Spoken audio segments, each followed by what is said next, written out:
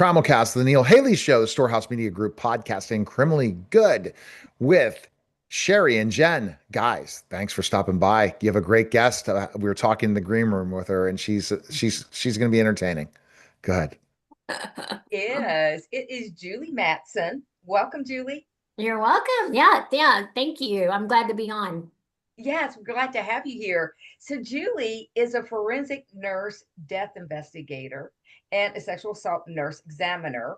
And she's been, for more than 30 years, she's been one of the few voices in the true crime. And so she's worked on the front lines of death investigation. And I just can't imagine what that would be like in your life. Julie, what was a typical day for you in that position? So we would obviously get calls from the police before we would go to a residence. But if someone died at home or car accident or anything like that, we would go out to the scene and take photos and interview witnesses. And we really weren't supposed to take like the police's word for it. We were really supposed to talk to people ourselves to kind of get firsthand what happened. But we would ask questions, we take photos, we document injuries, and kind of put the picture together for the forensic pathologist so that they could look at our report and then look at our photos and then look at the body and determine when they put all that together what the cause and manner of death was. So when COVID was going on, we would go into people's homes, and it was kind of a scary time because we really didn't know what was killing everybody. And, so we were exposed to a lot of things, and we were out in the heat and in the cold, and we'd also have to notify families of deaths. And I'd been chased a couple of times by somebody who thought I was playing a joke on him. Chased me with a knife because he thought I was playing a joke on him when I told him that his wife hung himself. And so then I learned that never go to a scene by myself. Always take the police because I didn't carry a weapon. So I don't like being chased with a knife. Wasn't fun. So, but yeah, we did all of that stuff. So made for an exciting day. I can't imagine what was going through your head when you're being chased with a knife. I mean, I ran and I locked myself in a bedroom until the homicide detective showed up over there because I texted him. But it was scary. I mean, and I don't know who would ever play a joke like that on somebody. I would never do that. But he thought that I was kidding. So, yeah. That's just crazy. I know, it is crazy.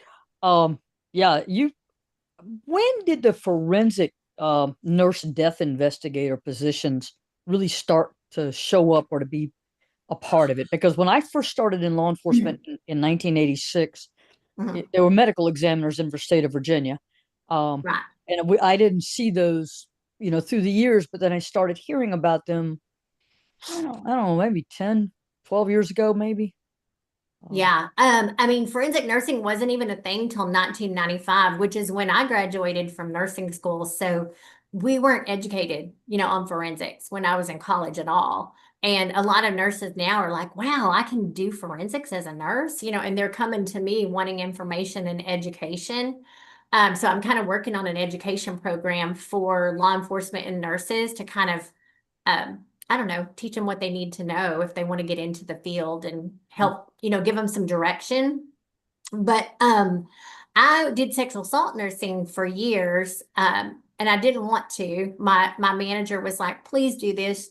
You're good at talking with people. Kids like to talk to you. I feel like you can get the information you need to be good at this. And so it was free. So I finally went to the training and started doing that. And then when I started testifying in court, as an expert and started seeing people get life in prison, I was like, wow, this forensic thing is really cool. So, but I think death investigation, just as many nurses learned about SANE nursing and evidence collection, it just kind of became a thing. Probably I first got my job in 2005, I believe, in Harris County, and they wanted only nurses. And their goal was to send us only on baby deaths. I don't know why we wouldn't be any better than that than anything else, but that was their goal, but they're just too busy to really say, you're in charge of the babies, you're in charge of the drive-by shootings. It was just, there was too much going on. Houston's crazy. But 05 is when I started in Harris County. So, and there are not a lot of us, that are actually nurses that do forensics. So, Well, Wow. at one point, you decided you wanted to start a podcast called Pushing Up Lilies. Like, what got me is Pushing Up Daisies. Now you're doing Pushing Up Lilies. And yeah. what was it that popped in your head and said, I need to do a podcast? What was there any Good specific, question. or is it just an idea that just kept building? Yeah. So one reason is my kids hated my job. My husband, nobody wanted to hear my stories. My friends did, but it's kind of weird. I call him every day and be like, guess what I did today? And so my husband was like, don't tell me, I don't want to hear about it. My kids, it traumatized them. And so I just needed to kind of vent. And all my friends were always asking me, and my clients at the med spa were always asking me. So I'm like, you know what? Somebody wants to hear what I have to say. So I just came up with the idea. And oddly enough, I had a client who came to my med spa for Botox, and she was rushed and hurried. I'd never met her before. And she came in and she plopped down in my chair and she said, oh my God, I'm so tired and I still have to go home and record my podcast. And I'm like, how the people just kind of get put in front of you for odd reasons, but it happened at just the right time. This is what happened with us. Trust me on that one. Really? I think so. That is so crazy. And I'm like, wait, you have a podcast? And we start talking, and she connects me with her friend Jody Colvard, who works in California, and she just started being my producer. And so it just went, and I think she kind of thought I might fizzle, because you never know. Well, yeah, the Right? average podcaster lasts 6 episodes. I've done Is over that true? 20,000, 30,000 episodes, something crazy like that. Oh my gosh. So I'm one of the most experienced podcasters, especially if you say in the way of just continue to do it 30 times a week. And I would give you on the recommendation, your branding is unreal with like the t-shirts and some of the other stuff you have. You're missing out on the podcast and the fact that probably what you need to do more of creating more content, putting things more out there, because you have a brand that can sell. Yeah. That wouldn't you guys agree, Jennifer and Sherrie? Absolutely. I mean, okay, I'm going to show this off if it'll Oh, show. you can't because your Zoom screen, the green there screen. you go. There you go. We got it. It's harder to do it that way. It's harder to see. But Again, Pushing Up Lilies, this is my bag. I take to the beach with a book or things to read because it's nice and small, and at the same time, it's perfect size. But yeah, your branding, it's more than that. You're not just telling true crime stories. It's not that. You look at your background. You have done stuff, seen stuff, been a part of stuff, testified in cases. You have been around some monsters. There's no doubt. Yeah. Okay, just from the sexual assault work as a nurse, the perk kits, the rape, all of those.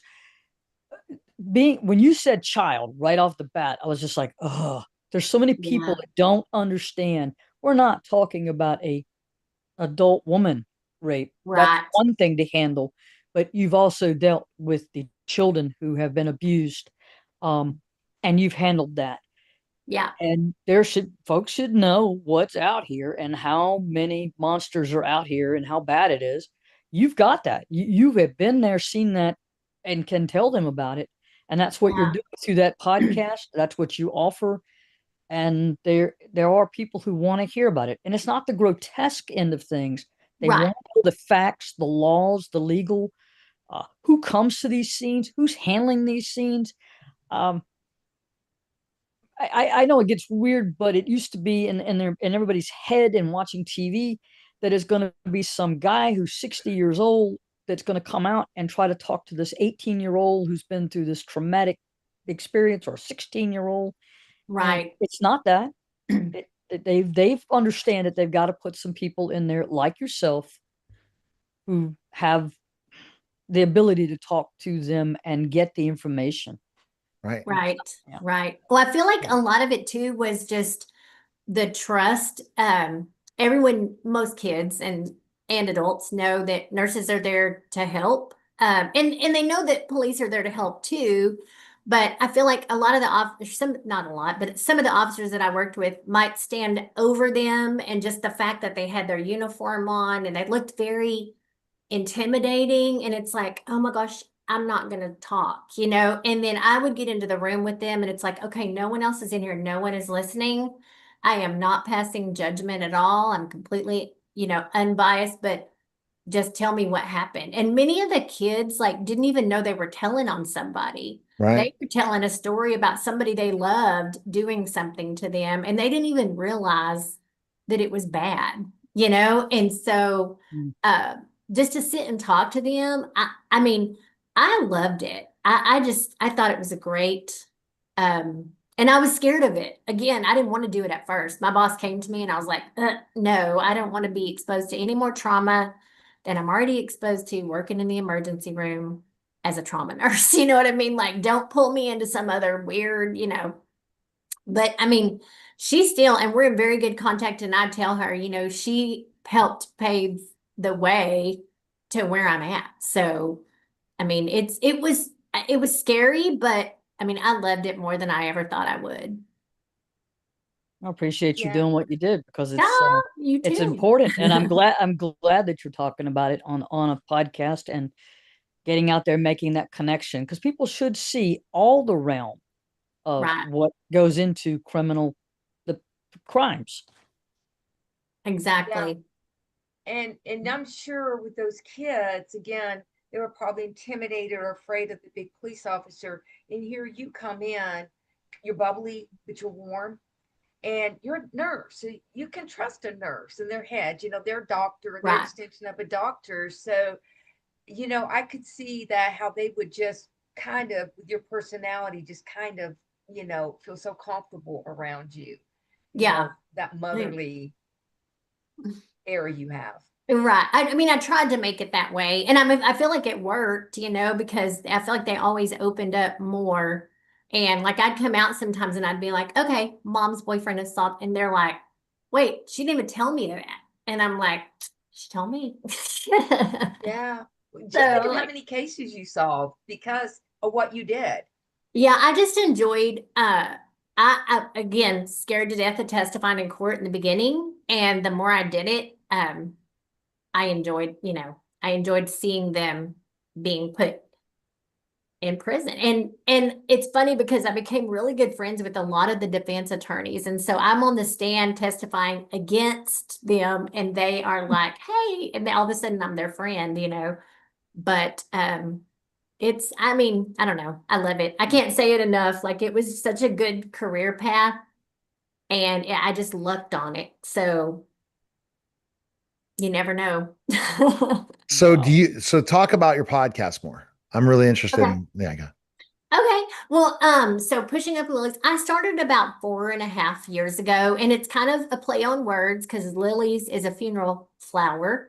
And it's hard too, because when I tell people pushing up lilies, they're like, oh, daisies, and I have to kind of redirect them. So it's a funeral flower, and that's the reason for the lily. But and then when I was trying to do like the graphics, I was like, I have an idea because everyone kind of thought that I was the bougie investigator. I had my lashes done, had hair extensions, my nails were always done. I never wore heels to a crime scene, but they were always like, oh, she's kind of bougie. And so I thought, I'm going to have a pink high heel pushing lilies out of a grave. And so I kind of designed that graphic initially as my logo. And I just kind of picked a story and started talking about it. And a lot of them were my stories, like helped a nurse lose their license because they assaulted a patient after they medicated them in the hospital and stories like that. And just more like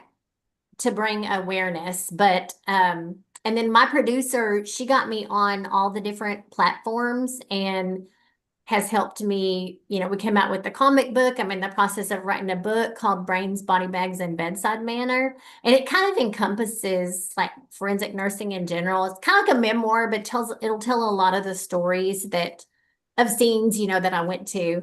But Is that what you mean? Just kind of like how it got Yeah, started? yeah. Like, what kind of guests do you have? Do you have guests? You just talk. How does it work? Yeah. So, I am just now at the point where it's really been hard to get guests. A lot of people that I've reached out to, um, don't want to talk and they get kind of aggravated. It's hard to get people to come on. I've gotten a But couple what of kind of people. guests are you looking for? I am looking for really anybody that wants to talk about, Oh, that's not a problem. We can have that covered. We can help you on that end. but it's like, you know what I mean? Like, I'm not So even you have to being really think about based on your theme. So if I asked you to define your theme right now, what would you define? How would you define it?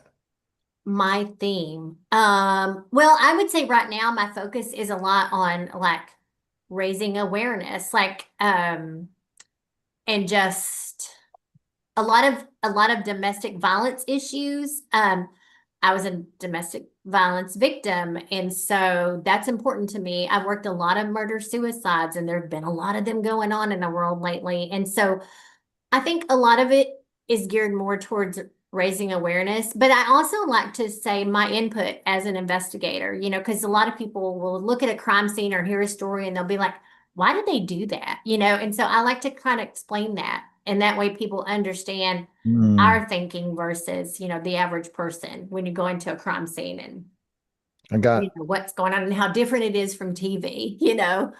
It is. So It is. It sounds like that's one thing I would say as the theme. If you hit this theme right and bring the right guests in, it's going to be a home run because yeah, it's such a hot. Sherry, we were talking to somebody today about how popular true crime is. We all know this. yeah, yeah. Yeah. Yeah, and Yeah. she's a publicist, so she knows, and she's out in that marketplace all the time. But it is, I mean, Julie, you've grown to a weekly show and you even do murder mystery dinner events. Yes, so I'm kind of excited. So last year, it was pretty big. But as it doesn't pay a lot to do this, and I don't have any sponsors yet, which is another thing I need to work on. But it was just fun, because a lot of people they love true crime, and we got them all together, and they got to actually take part in the murder mystery, and so they didn't just sit there and watch, a bunch of actors. Actually, a lady who I didn't even know, she saw it on Eventbrite and was looking for something for her and her best friend to do. And they came, and since it was her birthday, we kind of positioned it where she was the murderer. So it was kind of cool for her. It was a cool evening. But so this year I'm doing my second annual one, and it's actually going to be in Crum, which is kind of a small town over by where we live. And I have a caterer that's coming. I have a murder mystery company that's coming. I have already kind of gotten a keynote speaker.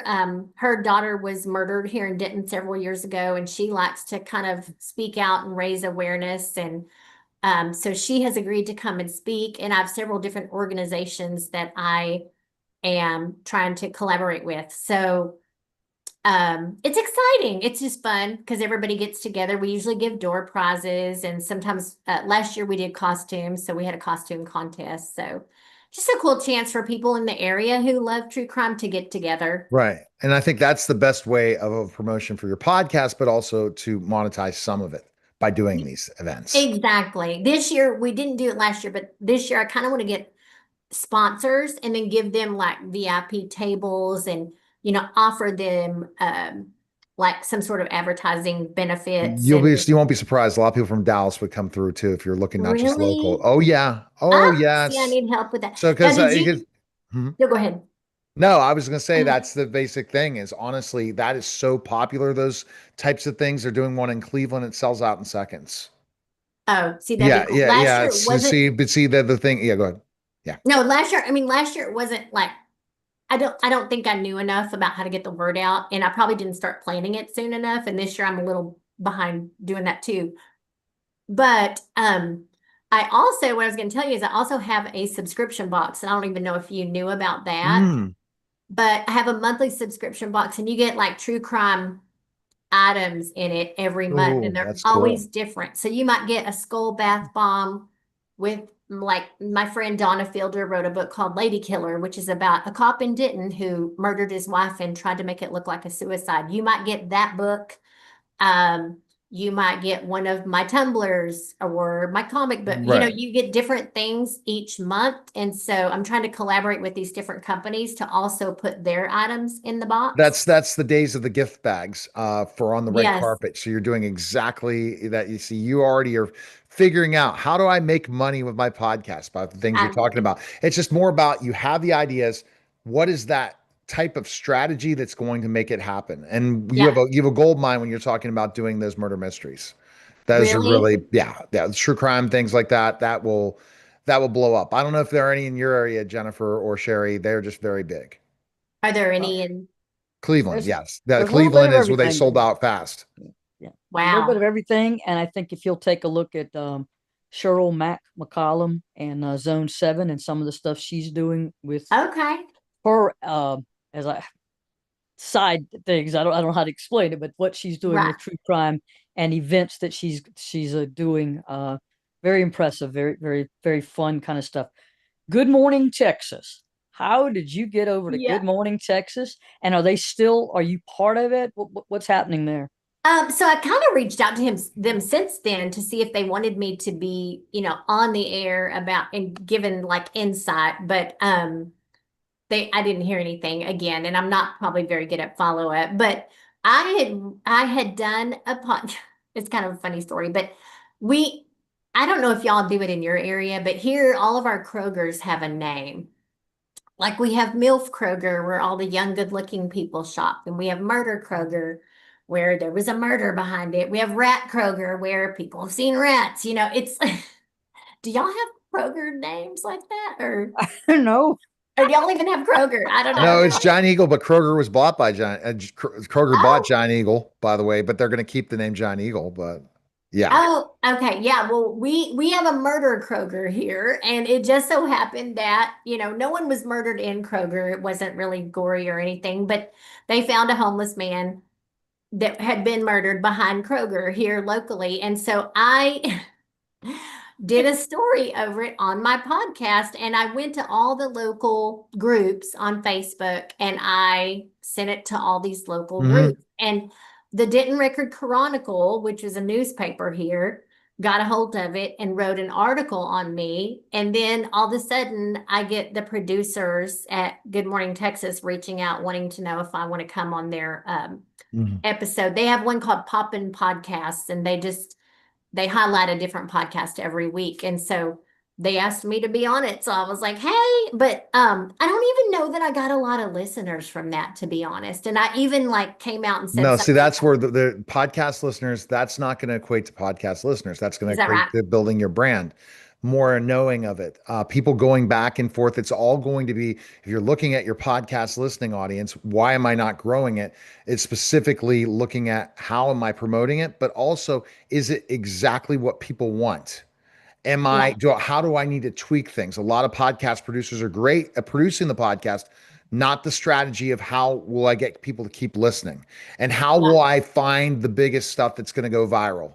And then Yeah. that's the thing. And then people come back and back and back. There are live shows right now where people are covering big court cases right now. So I have a lot of those different ideas to bring to the table on that end, because the bottom line is, Yeah. if you want this to kick butt, you have to go the next level. And that's period. That's why Jennifer Yeah. worked with me with her book. That's why Sherrie works with me and we partner with Storehouse Media, is because we want to be different than somebody else, because you have to be different and you have to differentiate yourself in certain ways or else forget about it. So Right. I see your story as you'll be great to interview people, you'll be entertaining, and people will want to watch you. That Yeah. is the goal, but that's by creating clips and that by Right. creating massive amount of content. So, Yes. and Teach that's me. see, that's why I'm here. That's Well, where my background in teaching comes back to really help me. I can Yeah. teach people, not just say do it, teach them. Right. All right, Sherrie, questions. This is a great interview. Kind of Yeah. closing up. Well, yeah, I want to, out of all the cases you've covered, Julie, throughout your career, which is the one you walked away that just doesn't leave you, that just, it still kind of nags at you? Um, Gosh, that's hard. I know because I've done so many. I think, I mean, the child cases are always the hardest. I mean, we had a case here locally where an ex-husband broke into a home and killed like 3 kids and shot the girl's new boyfriend or something. Cases like that. Suicides are always hard, but I feel like accidents at the same time are very difficult because they're completely unexpected, versus a hospice death or whatnot. But probably one of them is the very first one I ever worked. And that was a young mom who she'd had a new boyfriend. Her husband found out and came over in the middle of the night and stabbed her. And of course, she was so covered in blood. I couldn't even tell how many times she'd been stabbed. Turned out, I think it was like 86. Oh my God. But the crazy thing is her 2 young children were asleep in the next room, and it was a dining room that was made into a bedroom. So there was bunk beds in this dining room. So there were no doors.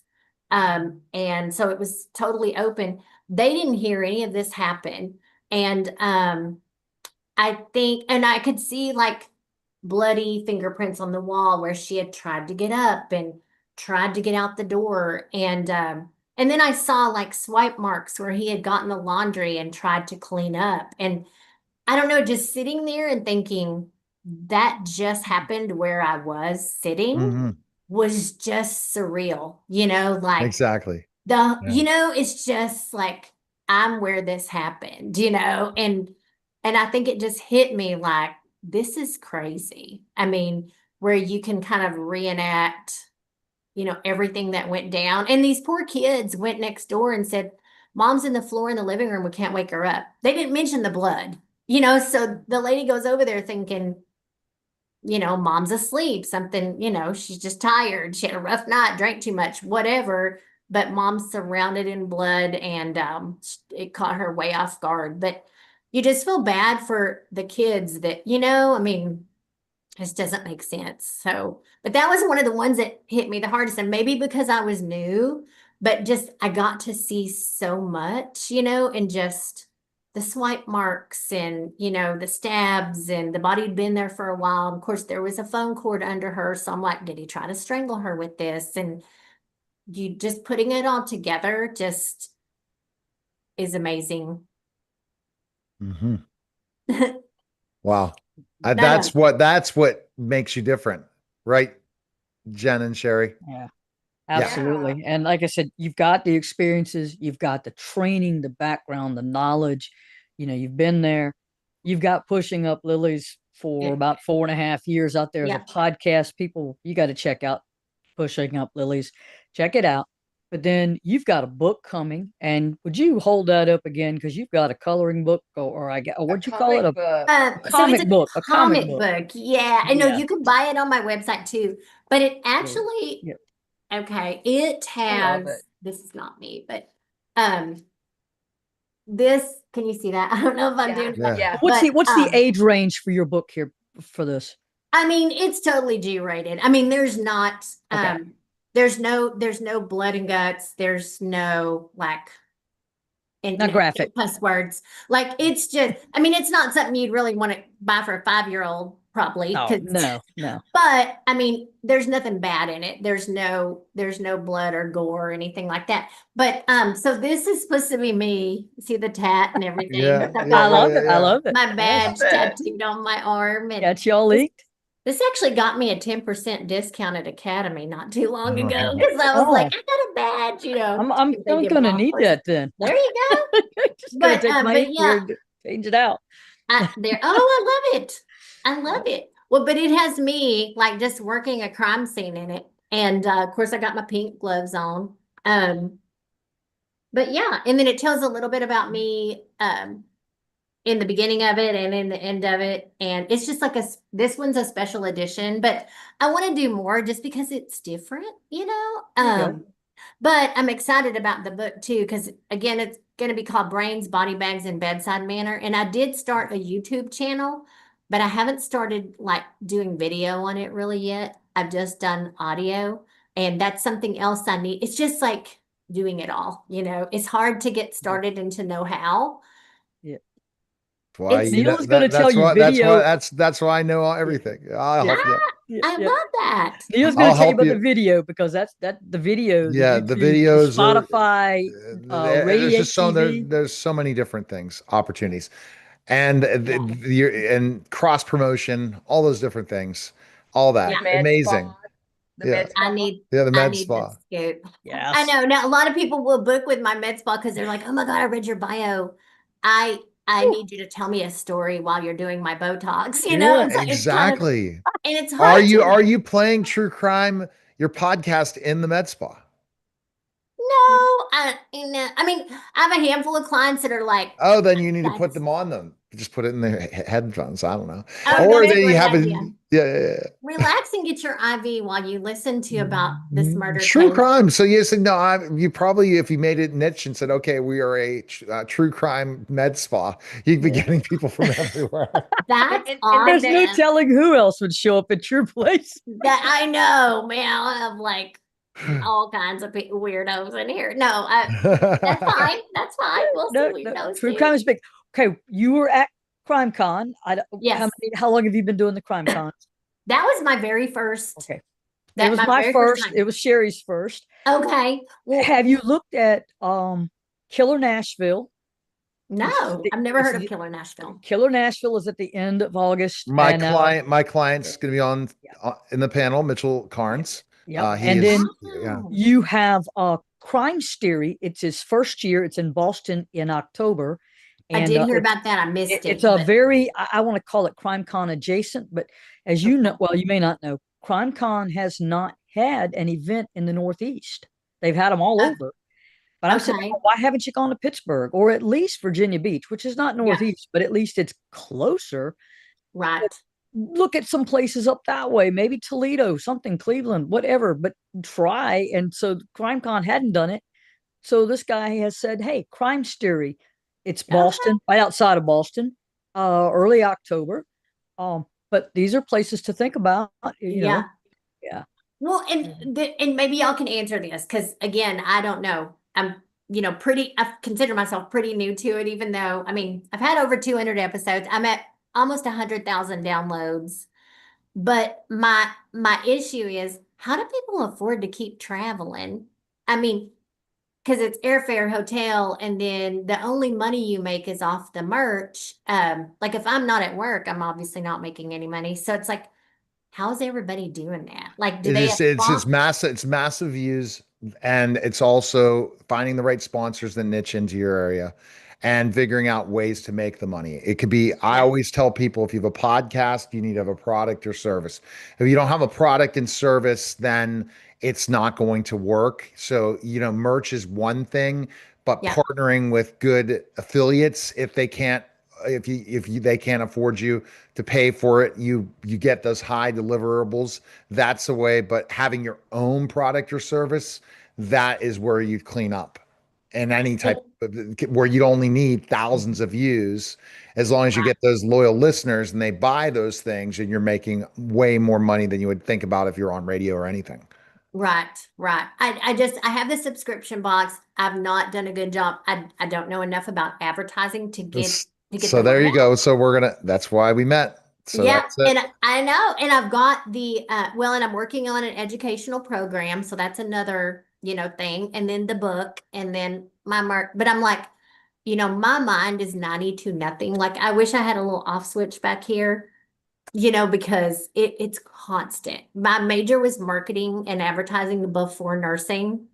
And then I got out of it because everyone said that it was a dog eat dog world and it was very competitive and I would go broke because no one ever makes money in marketing and advertising. And so I remember they told you that one. I know. Well, I was like, unless you start your own shop, that's maybe it. If you work for somebody else, you probably don't. So there you go. Yeah, and the med spa has helped me. I've learned a lot about advertising here, and I've learned that like people kind of like in this world, my funny posts tend to get more attention in the med spa world, not so much in the true crime world. So it's like I'm in two different, That's where you got to figure all those things out. Okay, best place we can go. One more time. I just want to put out there, people listening, the name of your med spa in case they want to come visit you. Yes. It's the filling station. And we do, IVs and lip filler. And so I kind of, again, play off of words. I guess I'm big on that. But yeah, it's in Denton, Texas. We do have people that fly here from out of state to see us. We've got like probably 6,000 people in our database. And we did win best weight loss program, and we do virtual weight loss consultations and also mail out our weight loss meds. So it's going good. And again, I need to learn to kind of merge the two probably a little bit more, but Denton, Texas. All right. We appreciate it. Okay. Thank And your website again for the podcast? You have a website, right? Is pushinguplilies.com. All right. And then my merch is available on there. There's also a way to request me to speak at conferences or to be a guest host on podcasts as well. And then a way for people to reach out to me so that they can be on mine. All right. And go to Awesome. storehousemediagroup.com for all things publishing, media, marketing, and Jennifer Clarke Eskew.com for her book. Appreciate it, guys. That was a special Traumacast of the Neil Haley Show, the Storehouse Media Group podcast, and criminally good, guys. Take care. Thanks, Thank you. y'all.